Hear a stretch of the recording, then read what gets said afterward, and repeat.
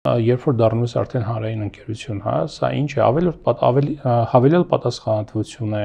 ընկերության ներսում ինչ որ բան փոխվում է, թե չի փոխվում, ընկերությունը ինչպես է այդ ամեն ինչը տանում, վերապրում։ Միանշանակ փոխվում է, հենց այն ասածս նախապատրաստական փուլում դու պահանջներից մեկը խորհուրդ ձևավորելն է, կորպորատիվ կառավարման որոշակի սկզբունքներ եւ քաղաքականություններ ներդնելն է։ Շտիգեն ընկերության հիմնադրման օրվանից ես խնդիր եմ դրել, որ մենք պետք է լինենք թափանցիկ, սպիտակ։ Պետք է կառավարվենք հասկանալի սկզբունքներով։ Թեև մեր կյանքի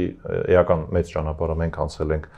շատ առումներով իմ միազնյա կառավարման ներքո, այդուհանդերձ ես երբեք չեմ խուսափել, հակառակը միշտ ձգտել եմ, որ այդ կորպորատիվ կառավարման սկզբունքները դրվեն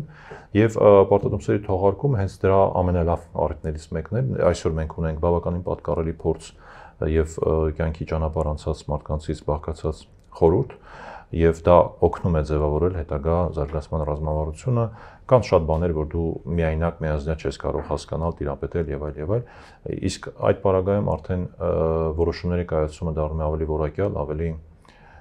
գշրված ռիսկերով, պակաս, այսպես ասած, կտրուկ